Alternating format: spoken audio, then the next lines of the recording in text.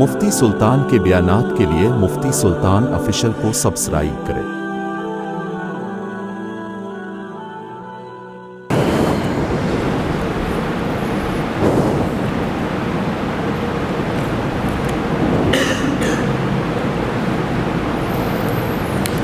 السلام علیکم ورحمۃ اللہ۔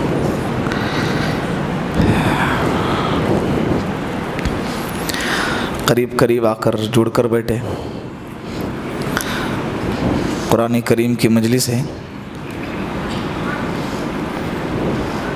اس مجلس میں بڑے ہی ادب کے ساتھ، تعظیم کے ساتھ، عظمت کے ساتھ بیٹھنا ضروری ہے۔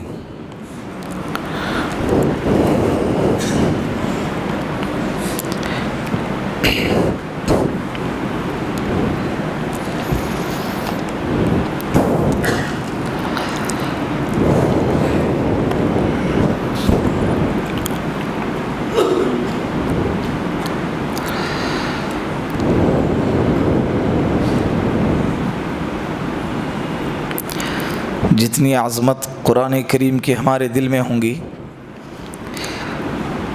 اتنا ہی ہمیں اپنی ذات میں نفع ہوں گا۔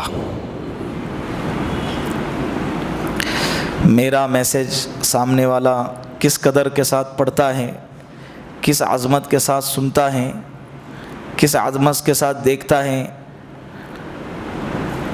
یہ اگر میں دیکھ لوں تو اس پر مجھے خوشی ہوں گی۔ میرا میسج آیا تو اس کے چہرے پر خوشی کے آثار نظر آئے، اور میرا میسج دیکھ کر وہ سویا ہوا تھا اٹھ کر بیٹھ گیا، جب بھی مجھے پتہ چل گیا تو مجھے اچھا لگے گا نا۔ تو اسی طرح ہی اللہ کا میسج ہے، جب اس کو پڑھا جائے، سنا جائے تو بڑے عظمت کے ساتھ بیٹھنا چاہیے۔ ہم جب دنیا کے عہدے داروں کے سامنے کھڑے ہوتے ہیں تو بہت ہی ادب سے کھڑے ہوتے ہیں، وہاں ہماری ہمت نہیں ہوتی ہے ٹیک لگا کر بیٹھنے کی، پیر پھیلا کر بیٹھنے کی، سینہ تان کر بیٹھنے کی، یہ ہماری ہمت نہیں ہوتی ہے۔ جب دنیا داروں کے سامنے ہماری ہمت نہیں، یہ تو اللہ کے کلام کی مجلس ہے۔ اللہ کے صحابہ کرام کے بارے میں ہے کہ اتنے عظمت کے ساتھ بیٹھتے تھے کہ اگر کوئی پرندہ بھی آ کر بیٹھنا چاہے تو بیٹھ سکتا تھا ان کے کندھوں پہ۔ اگر چادر ڈال دی جائے تو چادر سب میں برابر اوپر بچھائی جا سکے، ایک دیوار کی طرح، ایک فرش کی طرح ہو جائے۔ تو انشاءاللہ ہم بھی عظمت کے ساتھ کلام پاک کو اور اس کے تفسیر کو سنیں گے نا انشاءاللہ۔ بسم اللہ الرحمن الرحیم۔ گزشتہ 3 جمعہ سے، گزشتہ جمعہ چھوڑ کر اس کے پہلے 3 جمعہ سے سورہ ملک کی تفسیر، سورہ ملک کا تذکرہ چل رہا ہے۔ 11 آیتیں ہو گئی سورہ ملک کی، اور ان آیتوں میں یہ تذکرہ چل رہا ہے کہ شیطان کے بارے میں ذکر کیا گیا کہ شیطان ہمارا دشمن ہے، اور شیطان، ستاروں کے ذریعے شیطان کو مارا جاتا ہے۔ جو آسمانی دنیا ہے وہاں پر ستاروں کو جو لگایا گیا ہے، تاروں کو جو لگایا گیا ہے، یہ 2 مقصد کے خاطر ہیں۔ ایک تو آسمان کو چمکانے کے لیے، اس کے زیب و زینت کے لیے، اور دوسرا یہ ہے کہ ان ستاروں کے ذریعے اللہ فرشتوں کو مارتے ہیں، یا ان ستاروں کے اندر سے آگ نکلتی ہے، شیطان کو مارتے ہیں، اور اس ستاروں میں سے آگ نکلتی ہے جو شیاطین کو ماری جاتی ہے، اور شیطان وہاں سے نیچے گرتے ہیں۔ یہ تذکرہ گزشتہ مجلس میں آپ کے سامنے آیا تھا۔ پھر اس کے آگے شیاطین کے جو انجام ہے، عاقبت ہے، اس کا تذکرہ کیا گیا کہ کل قیامت کے دن یہ شیطان جہنم میں جلیں گے۔ ٹھیک اسی آیت کے بعد شیطان کی پیروی کرنے والے، شیطان کی اتباع کرنے والے، شیطان کو ماننے والے، شیطان کی ماننے والے، اللہ کی نافرمانی کرنے والوں کا تذکرہ کیا گیا۔ پھر ان کے حالات آپ کے سامنے آئے کہ میدان محشر میں ان کے لیے جہنم کا فیصلہ ہوگا، لیکن میدان محشر میں اپنے گناہوں کو جھٹلائیں گے، میں نے یہ نہیں کیا، میں نے وہ نہیں کیا۔ پھر میں نے یہ کہا تھا کہ سامنے اسکرین پہ دکھایا جائے گا، کچھ یاد آیا آپ لوگوں کو کہ اسکرین پہ سارے کالے چٹے کو کھول کے رکھ دیا جائے گا، رات کے وقت میں کیا کیا، دن کے وقت میں کیا کیا، صبح میں کیا کیا، شام میں کیا کیا، تنہائی میں کیا کیا، اعلانیہ سب کچھ دکھایا جائے گا۔ اور یہ چیزیں آج کل کی جو ترقی یافتہ جو ٹیکنالوجی ہے یہ ہم کو اور زیادہ ان آیتوں کو سمجھنے میں آسانی پیدا کرتی ہے کہ جب دنیا کے لوگوں کے اندر اتنی استطاعت ہے کہ وہاں پر امریکہ میں بیٹھنے والا انسان کیا کر رہا ہے وہ ہم یہاں بیٹھ کر دیکھ سکتے ہیں اور ہم کو دکھا سکتا ہے وہ ٹیکنالوجی، تو اللہ کے نظام میں اور اللہ کی قدرت میں کتنی زبردست طاقت ہوں گی، کوئی بعید نہیں ہے۔ پھر کہیں گے کہ یار 70 سال کی زندگی گزاری ہے تو ریکارڈ میں کیسے جمع ہوں گا؟ چپ اتنی سی ہوتی ہے اور کتنا بھرا ہوا ہوتا ہے اس میں، اتنی سی چپ ہے 256 GB 112 GB جو رہتی ہے نا، اتنی سی ہوتی ہے نا، اور جیب کے اندر کہاں ہوتی ہے اس کو تلاش کرنا پڑتا ہے، لیکن اس میں کتنی چیزیں بھری ہوئی ہوتی ہے۔ تو جب اتنی سی چیپ میں اتنے ساری چیزوں کو جمع کرنا جب آسان ہے دنیا والوں کے لیے، تو 70 سال کا ریکارڈ رکھنا اللہ کے لیے کوئی مشکل ہے؟ کوئی بھی مشکل نہیں ہے۔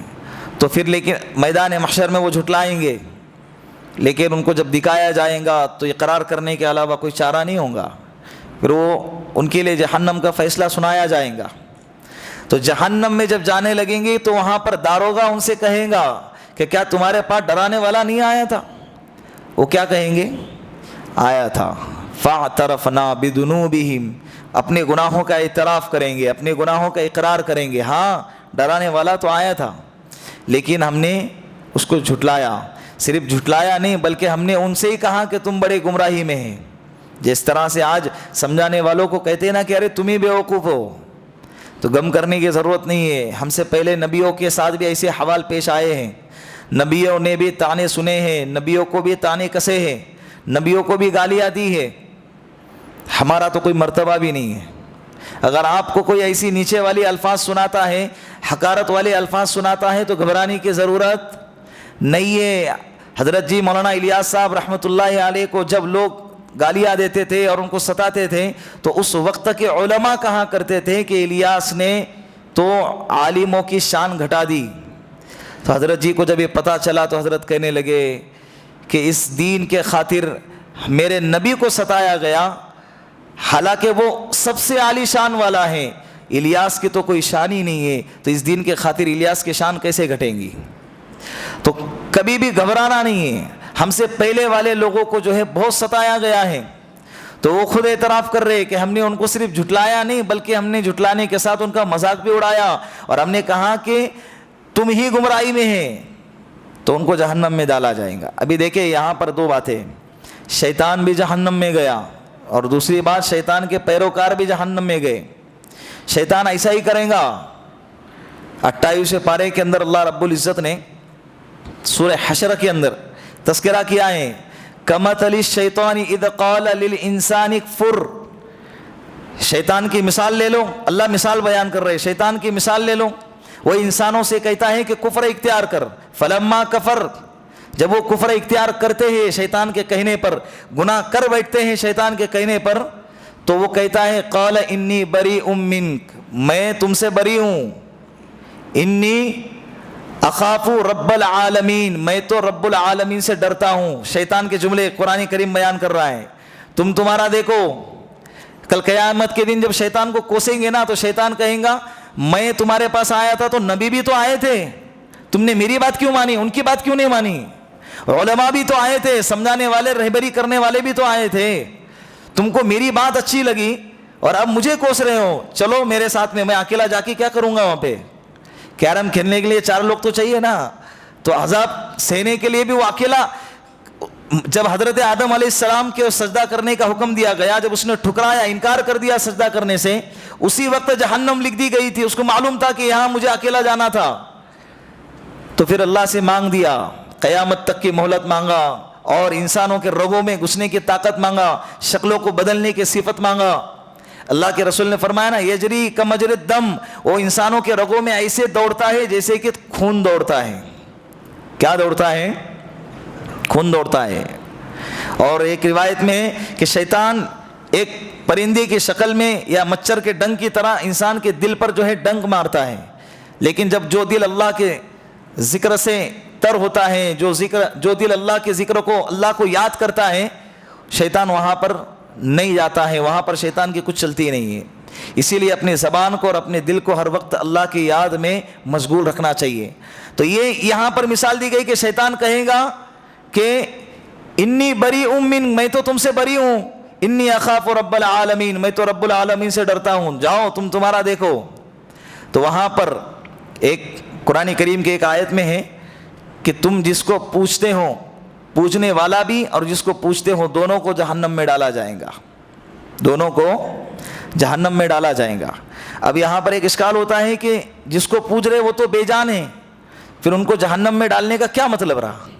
تو اس کو جہنم میں ڈالنے کا مطلب یہ رہا کہ جو پوچھ رہا ہے انسان، جب وہ جس کو پوچھتا ہے اس کو بھی جب جہنم میں دیکھیں گا تو اس کے عذاب میں اور تکلیف ہوں گی، اس کے تکلیف میں اور اضافہ ہوگا، اس کے تکلیف میں کیا ہوگا؟ اور اضافہ ہوگا. ارے اس کے وجہ سے تو میں جہنم میں آیا ہوں. جس کو پوچھتا تھا، جس کو خدا سمجھتا تھا، جس کو رب مانتا تھا، جس کو اپنا سب کچھ سمجھتا تھا، وہ تو کچھ بھی نہیں نکلا، وہ تو کچھ بھی نہیں نکلا. جیسے ایگزام ہال میں جب بیٹھتے ہیں تو دوسروں کو دیکھ کر جب کاپی کرتے ہیں نا، تو جس کو دیکھ کر کاپی کیے تھے اس کو جب دیکھتے کہ بندہ فیل ہو گیا، ہم تو ہو گئے، لیکن جس کو دیکھ کر کاپی کیے تھے وہ بھی فیل ہو گیا تو اور زیادہ غصہ لگا، اس کو دیکھ کے کاپی کیا میں نے. اچھے بچے کو دیکھ کر کاپی کرتا تو کچھ تو فائدہ ہوتا. تو ایسے کل قیامت کے دن جہنم میں اپنے معبودوں کو جب دیکھیں گے اور اپنے بنائے ہوئے معبودوں کو دیکھیں گے اور شیاطین کو جب دیکھیں گے، اپنے خداؤں کو جب دیکھیں گے جس کو وہ خدا سمجھتے تھے، تو ان کے تکلیف میں اور اضافہ ہوگا. بات سمجھ رہے ہیں؟ یہ یہاں پر یہ تذکرہ تھا، نہ ماننے والوں کا اللہ رب العزت نے تذکرہ کیا. ٹھیک فوراً اسی کے بعد اللہ رب العزت نے ایمان والوں کا تذکرہ کیا ہے.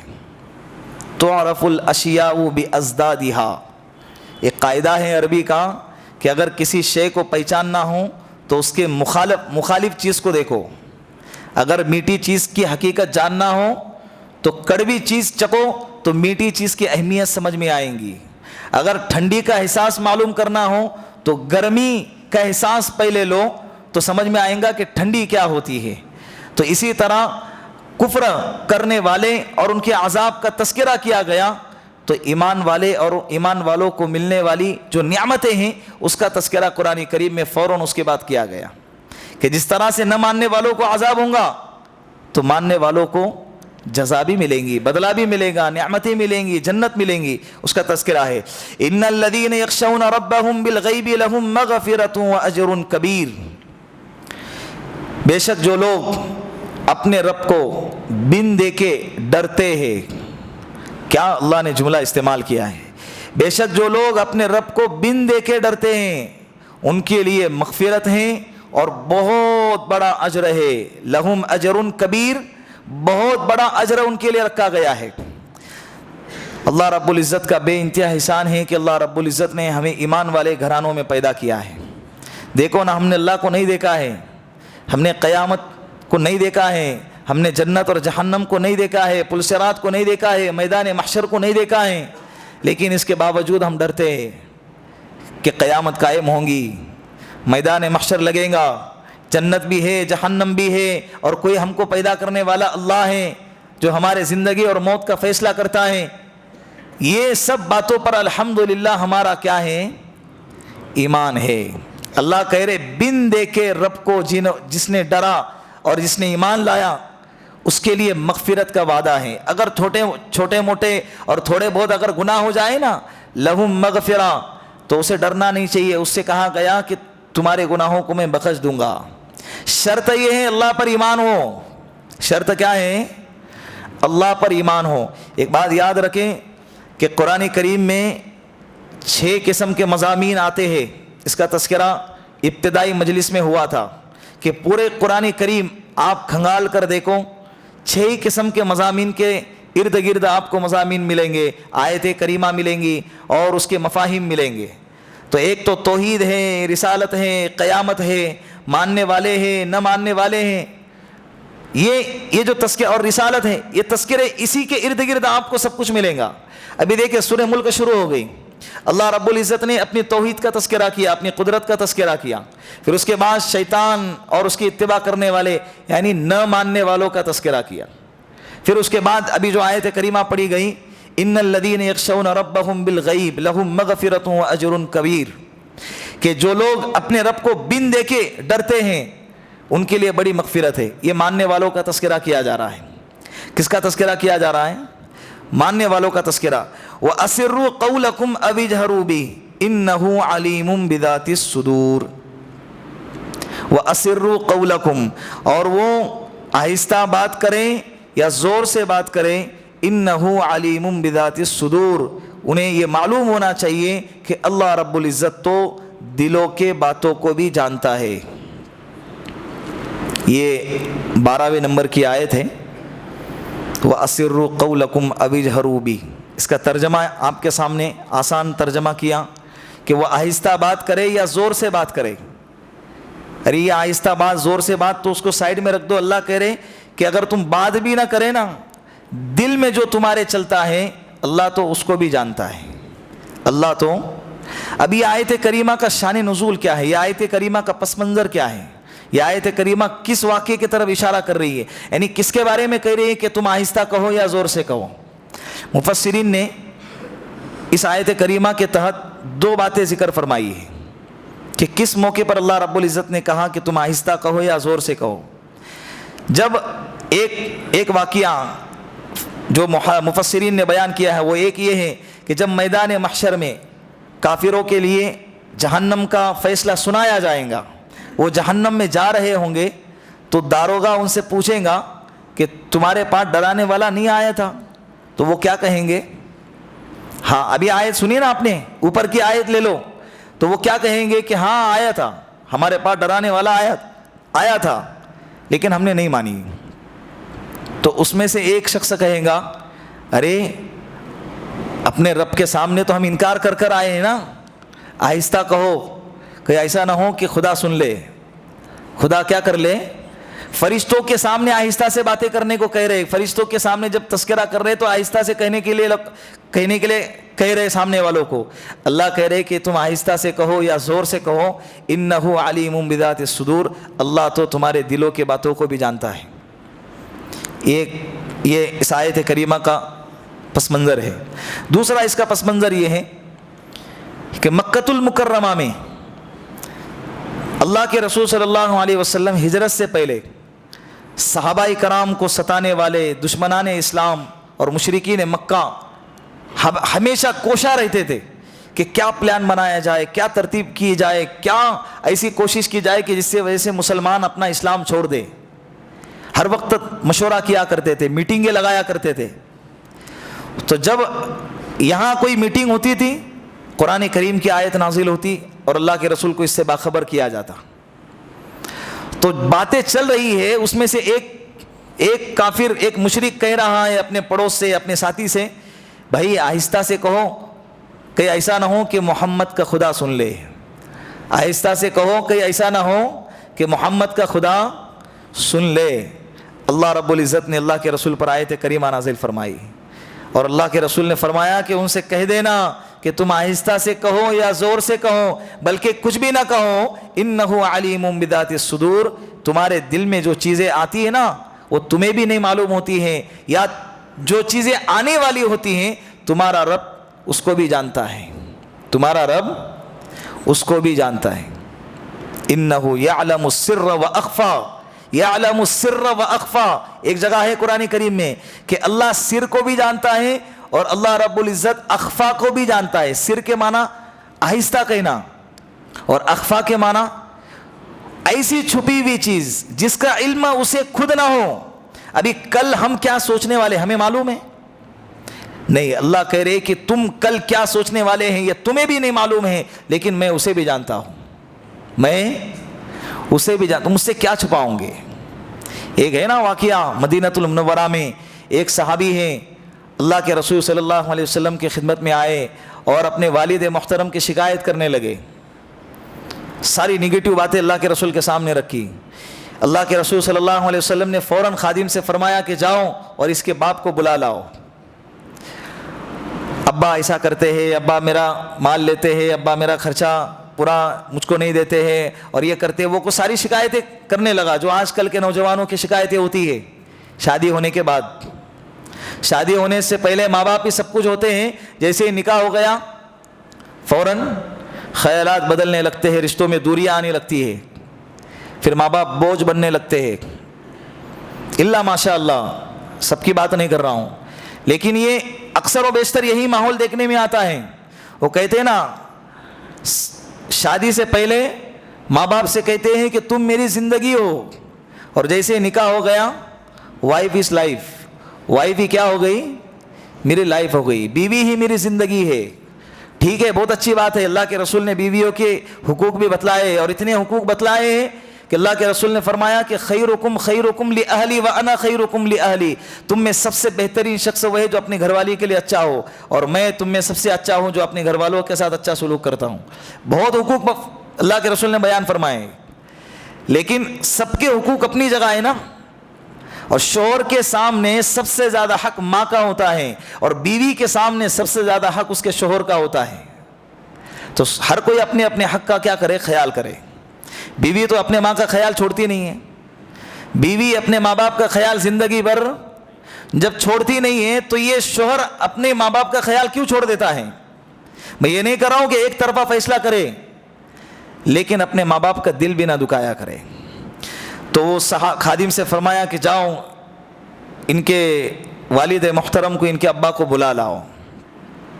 وہ خادم گئے اور کہنے لگے کہ آپ کو اللہ کے رسول دربار رسالت میں بلا رہے ہیں.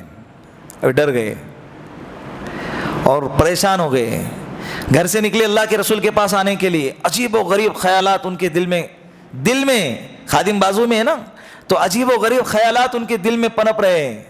غدوتک مولودا ومنتک یافیا, عجیب و غریب حالات یاد کرنے لگے, اور دل میں اشعار پڑھنے لگے کہ کیا ایک وقت تھا کہ میرا بیٹا چھوٹا تھا, بچہ تھا, بھوک لگتی تھی تو اس کو کھلاتا تھا, میں بھوکا رہتا تھا, وہ بیمار پڑتا تھا, میں تڑپ جاتا تھا, اور آج بڑا ہو گیا تو میری شکایت اللہ کے رسول کے دربار میں کر لی. یہی اشعار کو گنگناتے ہوئے پریشانی کے عالم میں اللہ کے رسول کے سامنے حاضر ہو گئے.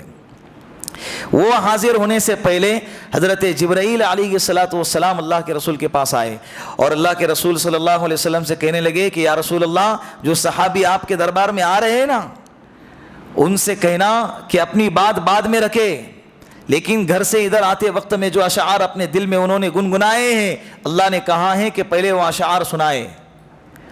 جیسے ہی وہ صحابی آئے تو اللہ کے رسول نے فرمایا, گھر سے نکلنے کے بعد ادھر آتے ہوئے اپنے دل میں جو اشعار گنگنائے ہیں, میرے اللہ نے کہا ہے کہ پہلے وہ اشعار سنا دیجئے. وہ صحابی کہنے لگے, قسم ہے اس ذات کی جس نے آپ کو نبی بنا کر بھیجا ہے, وہ اشعار تو میرے اپنے کانوں نے بھی ابھی تک نہیں سنے, آپ کے رب نے اس کو عرش پر بیٹھے بیٹھے سن لیا. پھر وہ سارے اشعار اللہ کے رسول کے سامنے جب سنائے, اللہ کے رسول زارو قطار دھاڑے مار کر رونے لگے. پھر اللہ کے رسول نے بیٹے سے کہا, انت و مالک لابیک, تو اور تیرا مال سب تیرے باپ کا ہے. سب کس کا ہے؟ تیرے باپ کا ہے. بچپن میں کتنے خرچے ہوتے ہیں, بچپن میں اسکول کے خرچے, ہاسپٹل کے خرچے, بیٹے کو کوئی ٹینشن نہیں ہوتا ہے. تیور تو بچپن سے ہی دکھاتا ہے, لیکن باپ معصومیت میں اس کو نظر انداز کرتا ہے. 100 روپے عیدی کسی نے دے دیا نا, تو اسی 100 روپے پر ایسا ناچتا ہے جیسے کہ پورے گھر کی جائیداد اسی کے نام پہ ہے. یعنی 4-5 سال کے بچے کی کیفیت بتا رہا ہوں. یعنی روتا ہے اگر کسی نے اس کے پیسے کو ہاتھ لگایا, یا اس کے پیسے جگہ پہ نہیں نظر آئے, مل نہیں رہے, تو پورا گھر سر پہ اٹھا لیتا ہے, میرے پیسے کا ہے, میرے پیسے کا ہے. اگر باپ بولے نا 100 روپے پہ روتا ہے, تیرے کپڑے جو پینٹ پہنا ہے نا وہ 450 روپے کی ہے, اس کو نکال, تو کیا کریں گے؟ لیکن باپ نظر انداز کر دے, معصوم ہے. تو یہی ماں باپ جب بوڑھے بن جاتے ہیں تو آپ ان کی معصومیت کو کیوں نظر انداز نہیں کرتے؟ آپ کو بھی چاہیے کہ آپ بھی ان کے بڑھاپے کو اور ان کے کمزوری کو اور ان کے لاگیری کو کیا کرے؟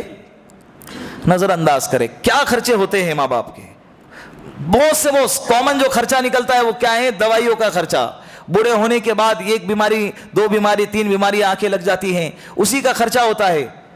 اور مہینہ ہونے کے بعد ماؤں کی صفت تو یہ ہوتی ہے کہ اولاد سے جو لیتے ہیں نا, وہ ساری کے ساری آنے والی رقم ہے وہ اپنے اولاد پر یا اپنے اولاد کی اولاد پر لٹا دیتی ہے. گھر میں چٹائی کا خرچہ ہے, اولاد کے کپڑے ہیں, اس کی مکنی ہے, یا 4 اولادیں ہیں, اس میں سے اگر کسی اولاد کوئی بیٹا ہے, کوئی بیٹے کی مالی حیثیت اگر کمزور ہے تو ماؤں کا دل اس کی طرف زیادہ لڑکتا ہے, ماؤں کا دل کا رجحان اس کی طرف زیادہ ہوتا ہے, تو ماں زیادہ تر اس کی طرفداری میں مال کا خرچ اس کی طرف زیادہ ہوتا ہے.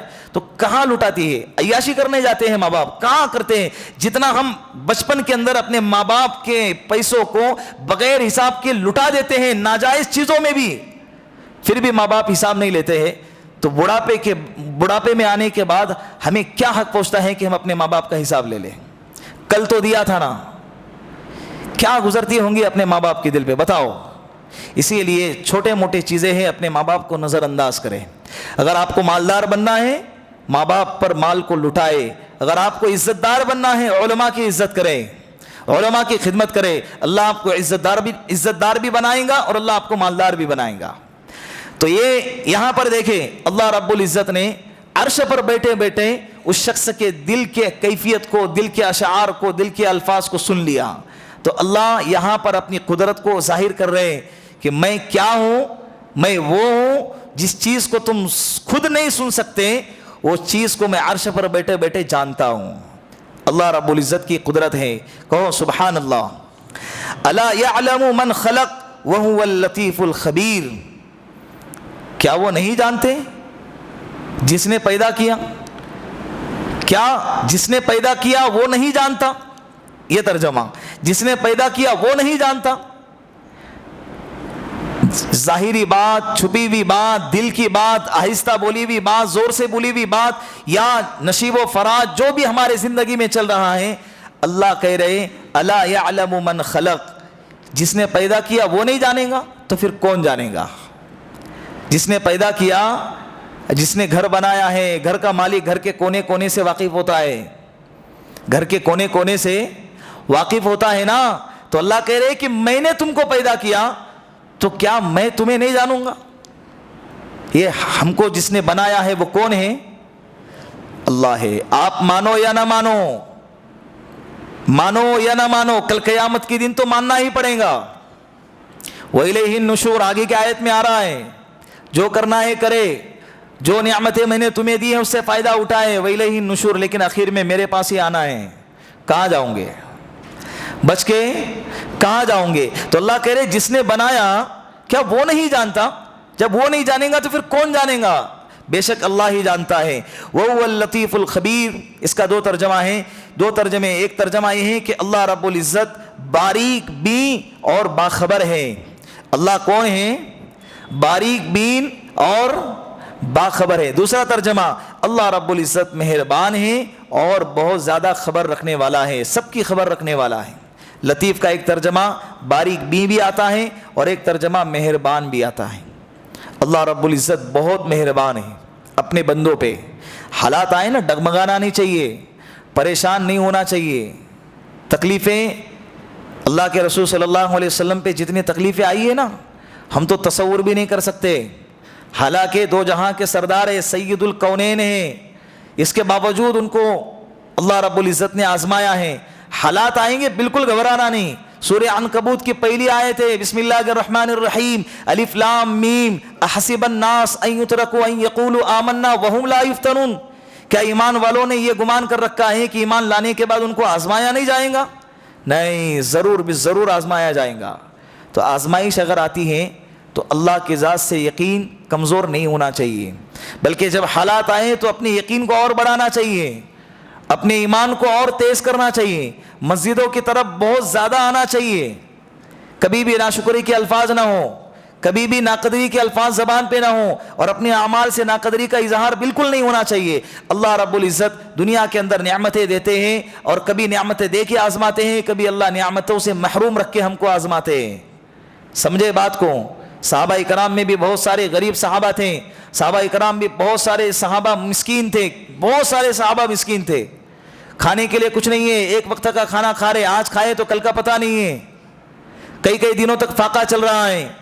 ایسی حالت ہم پہ کبھی نہیں آئی ہے, کبھی بھی نہیں آئی ہے ہم پر حالات ایسے کہ فاقوں کی نوبت آئی ہے.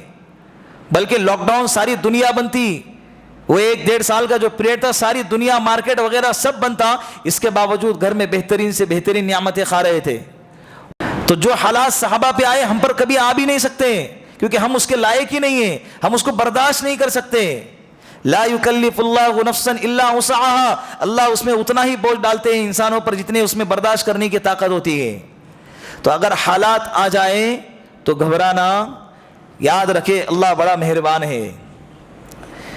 سورہ یوسف 12واں پارہ آدھے کے بعد سے شروع ہوتا ہے اور 13واں پارے کے پاؤ کے تھوڑے سے بعد پر ختم ہوتا ہے. سورہ یوسف میں ٹوٹل 111 آیتیں ہیں. کتنی آیتیں؟ 100 نمبر کی جو آیت ہے نا, وہاں پر سورہ حضرت یوسف علیہ السلام کا قصہ ختم ہو جاتا ہے. سورہ یوسف 111 آیتوں پر مشتمل ہے, لیکن جہاں پر 100 آیتیں ہوتی ہیں وہاں پر حضرت یوسف علیہ السلام کا قصہ مکمل ہوتا ہے. وہ 100 نمبر کی آیت کے بعد سے پورے جو 11 آیتیں ہیں آپ کو حضرت یوسف علیہ السلام کا نام نظر نہیں آئے گا. حضرت یوسف علیہ السلام کا قصہ 100ویں نمبر کی آیت پر ختم ہوتا ہے. لیکن جب یوسف علیہ السلام کا قصہ ختم ہو رہا ہے اور ختم ہونے کے بعد اللہ رب العزت نے جس جملے کا استعمال کیا ہے وہ جملہ سنیں اللہ کیا کہہ رہے ہیں.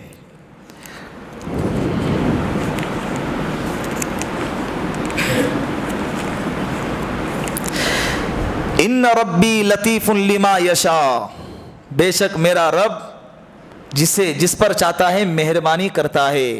ان ربی لطیف لما یشاء, بے شک میرا رب جس پر چاہتا ہے مہربانی کرتا ہے. ہم تھوڑے سے وقت کے حالات کو دیکھتے ہیں لیکن سمجھتے نہیں کہ اس میں اللہ کی کیا حکمت ہے.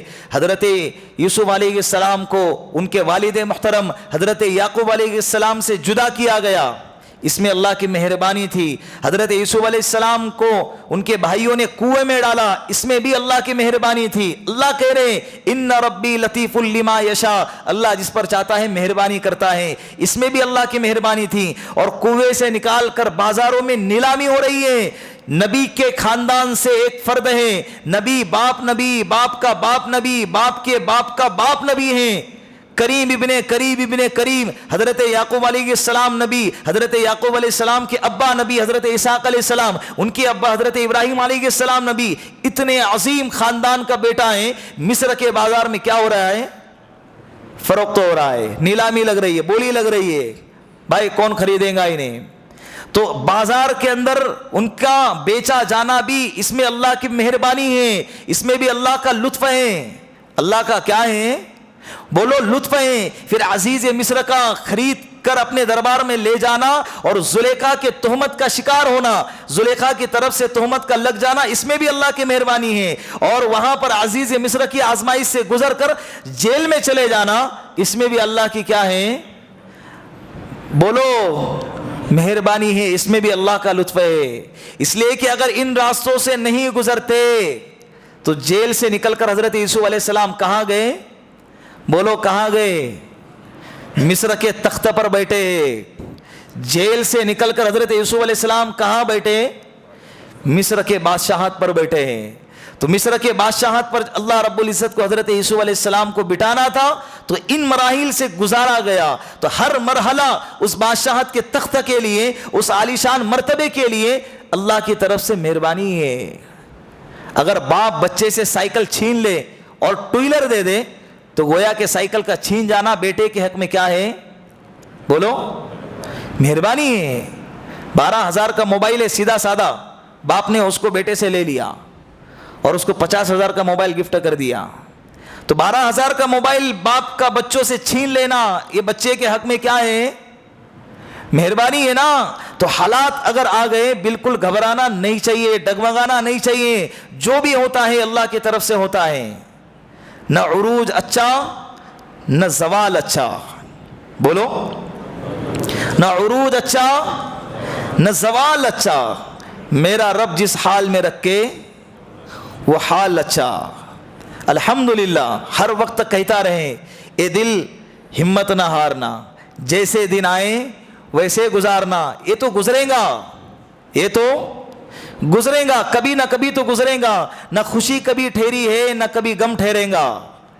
گزرنا ضروری ہے, گزرنا اس لیے کہ دنیا کے نظام کو اللہ نے ایسا ہی بنایا ہے. یہاں کی صحت بھی ہمیشہ کی نہیں ہے. یہاں کی بیماری بھی ہمیشہ کی نہیں ہے, یہاں کی جوانی ہمیشہ کی نہیں ہے, یہاں کا بڑھاپا بھی ہمیشہ کا نہیں ہے اس لیے کہ بڑھاپے کے بعد موت آنی ہے, یہاں کا بچپنا بھی ہمیشہ کا نہیں ہے, یہاں کی غریبی, یہاں کی مالداری بھی ہمیشہ کی نہیں ہے, یہاں کی خوشی اور غمی بھی ہمیشہ کا نہیں ہے. ہر ایک کو زوال ہے, ہر ایک کو کیا ہے, حالات کتنے بھی آئے بس دل مطمئن رہے کہ اللہ سب کچھ دیکھ رہا ہے, اللہ سب کچھ دیکھ رہا ہے, اللہ میرے حال سے باخبر ہیں, اللہ میرے پریشانیوں سے کیا ہے, باخبر ہیں. دیکھیں آپ کے دل میں اطمینان کی کیفیت پیدا ہوں گی, اور اپنا دکڑا اللہ کے سامنے سنائیں, کسی اور کے سامنے نہیں. کسی اور کے سامنے سنائیں گے لوگ تماشا بنائیں گے, لوگ آپ کے دکڑوں کا تماشا بنائیں گے, لیکن جب یہی دکڑا جب اللہ کے سامنے سنائیں گے تو اللہ رب العزت آپ کے مسئلے کو ختم کریں گے, پریشانیوں کو دور کریں گے. اور اگر وہ وقت پریشانیوں کے دور ہونے کا اگر نہیں ہے اللہ کی حکمت کے مطابق, تو اللہ رب العزت آپ کے دل کے اندر صبر کی کیفیت اور طاقت پیدا کریں گے. کیا برداشت کریں گے ہم حالات کو. حضرت جابر ابن عبداللہ اللہ کے رسول صلی اللہ علیہ وسلم کی خدمت میں آئے غزوہ خندق کے موقع پر. اللہ کے رسول صلی اللہ علیہ وسلم مجلس میں بیٹھے ہوئے ہیں, حضرت جابر ابن عبداللہ بھی بیٹھے ہوئے ہیں. وہ دیکھ رہے ہیں ایک صحابی آئے اور چادر کو ہٹائیں اور اللہ کے رسول صلی اللہ علیہ وسلم سے کہنے لگے, یا رسول اللہ اتنی بھوک لگی ہے کہ مجبوری میں نے پیٹ پر کیا باندھا ہوں, پتھر باندھا ہوں. اللہ کے رسول دکھانا نہیں چاہتے تھے, لیکن اللہ کے رسول صلی اللہ علیہ وسلم نے سامنے والے کی تکلیف کو کم کرنے کے لیے اپنے کپڑے کو اور اپنی چادر کو ہٹائے اور کہنے لگے کہ ارے میرے صحابی, تو نے بھوک کی وجہ سے اپنے پیٹ پر ایک پتھر باندھا ہے, مجھے تو اتنی بھوک لگی ہے کہ میں نے اپنے پیٹ پر 2 پتھر باندھے ہیں. حضرت جابر نے جب یہ دیکھا خاموشی میں چل دیے اور اپنے گھر والوں سے جا کر کہا کہ اللہ کے رسول کو آج میں نے اس حالت میں دیکھا ہے.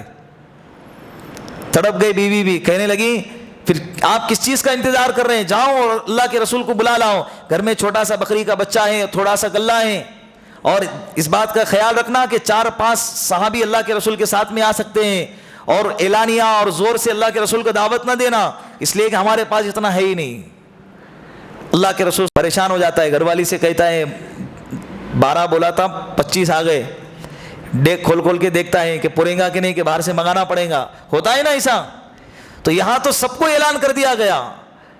حضرت جابر ابن عبداللہ رضی اللہ عنہ نے اپنے گھر والی سے آ کر جب کہا تو گھر والی کہنے لگے, اللہ کے رسول کو آپ نے کہا تھا نا یہ ساری کیفیت نوعیت بتا دی تھی. کہاں کہ بتا دی تھی.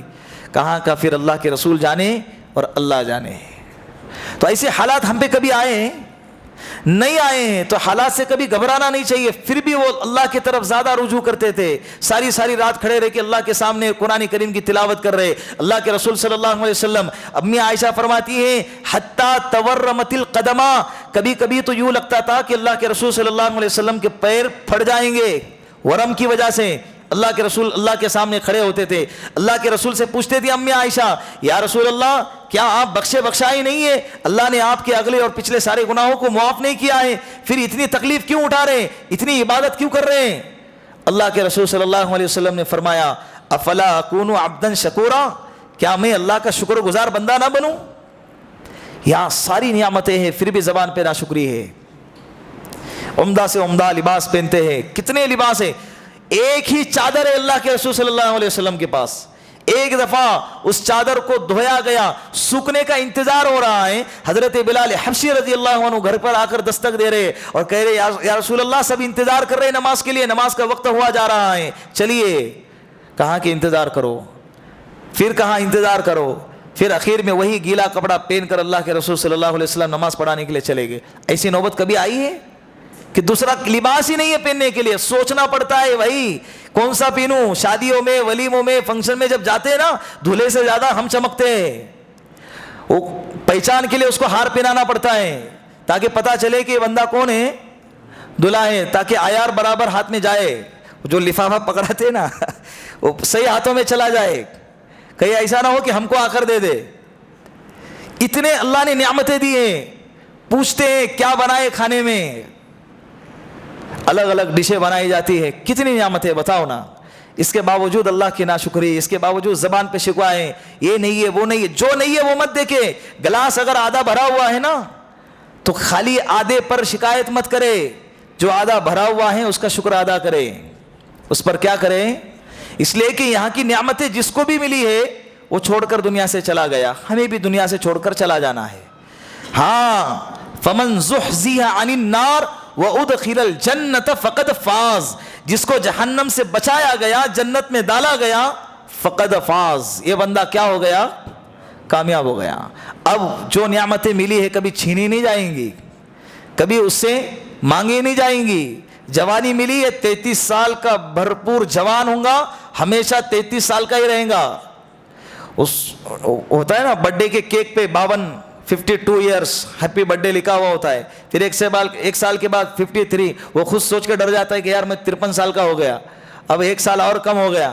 کیک کاٹتے کاٹتے بھی دل میں ایک کھٹک رہتی ہے کہ کیک تو کاٹ رہا ہوں لیکن زندگی کا ایک سال کیا ہے, کٹ رہا, یہ ایک کھٹکا لگا ہوا رہتا ہے ہمارے زندگی پر. تو 33 سال ہیں تو ہمیشہ 33 سال ہی رہیں گا, زندگی ملی ہے تو ہمیشہ زندہ ہی رہیں گا, موت کبھی نہیں آئیں گی, کبھی بھی نہیں آئیں گی. اور صحت ہے تو کبھی بیماری کبھی بھی نہیں آئیں گی. یہاں کھاتے وقت سوچنا پڑتا ہے کیا کھاؤ کیا نہیں, پیو کیا نہیں, یہ پینا یہ نہیں پینا ہے. ابھی آج کل کی غذائیں تو دیکھیں, 90% غذاؤں کے اندر زہر بھرا ہوا ہے, 90% غذائیں ہمارے صحت کے خلاف ہے, ہمارے صحت کو نقصان پہنچانے والی ہے نا. کتنی ایسی غذائیں ہیں, ہر کوئی جلدی سے جلدی کھیت میں سے اناج اگانا چاہتا ہے, ہر کوئی جلدی جلدی مارکیٹ کے اندر اپنی چیزوں کو لانا چاہتا ہے, اس کے نتیجے میں کیمیکل ملایا جا رہا ہے, اس کے اندر دوائیاں ملائی جا رہی ہے. تو یہاں کی صحت کو بیماری کا کھٹکا ہے, یہاں کی زندگی کو موت کا ڈر لگا ہوا ہے. وہاں جب صحت ملے گی کبھی بھی بیمار نہیں ہوں گا, کبھی بھی بیمار نہیں ہوں گا. اور یہاں جس شکل کے ساتھ ہم پیدا ہو گئے نا, اچھی ہے تو ٹھیک ہے, اگر کچھ گڑبڑی ہو گئی تو موت تک کچھ کر سکتے, کچھ بھی نہیں کر سکتے. میک اپ شیک اپ کریں گے, یہ وقتی ہوں گا, بارش برسی وہ بھی ختم, تو یہ ٹیمپروری ہوں گا جو بھی ہوں گا. لیکن کل قیامت کی دن اللہ رب العزت روایتوں میں لکھا ہے کہ جنت میں ایک بازار لگے گا, شکلوں کا بازار. جب اس بازار میں جائیں گے خوبصورت سے خوبصورت شکلیں لٹکی ہوئی نظر آئیں گی, جو آپ کو دیکھ کر, آپ کو جس شکل کو دیکھ کر آپ پسند کرو گے کہ یہ شکل بہت اچھی ہے, تو اس شکل کے ساتھ آپ گھر لوٹ کر آئیں گے. یہ صرف مردوں کے ساتھ ہوں گا, عورتوں کے ساتھ نہیں, ورنہ مسئلہ ہو جائے گا. تو شکلوں کا بازار ہوں گا, یہ شکل اچھی ہے اور اچھی شکلیں ہوں گی, اچھی شکلیں ہوں گی. تو اس نعمتوں کو پانے کے لیے یہاں پہ صبر ضروری ہے, یہاں پر تقوی ضروری ہے, یہاں پر اللہ کی فرما برداری ضروری ہے, یہاں پر اللہ کا ڈر ضروری ہے, یہاں پر اللہ کو راضی کرنا ضروری ہے. ایکم احسن عملا, اللہ دیکھتے ہیں کہ تم میں سے کون اچھا عمل کر کر لاتا ہے. تو یہ امتحان گاہ ہے. کیا ہے یہ امتحان گاہ؟ امتحان کے بعد جزا اور سزا کا نمبر آتا ہے. تو یہاں امتحان لیا جا رہا ہے, جزا اور سزا وہاں سنائی جائیں گی. تو ہر کوئی اپنی اپنی زندگی کا جائزہ لے سکتا ہے کہ ہماری زندگی کس کیفیت کی گزر رہی ہے. اللہ رب العزت ان باتوں پر ہم سب کو عمل کرنے کی توفیق عطا فرمائے. کتنی آیتیں ہو گئی؟ الا یعلم 1 2 3 آیتیں ہو گئی, 14 آیتیں سورہ ملک کی ہو گئی. انشاءاللہ زندگی باقی رہی تو آئندہ مجلس میں اس کا تذکرہ ہوگا. اتوار کے دن مغرب سے لے کر عشاء تک پورے حلقے کا جوڑ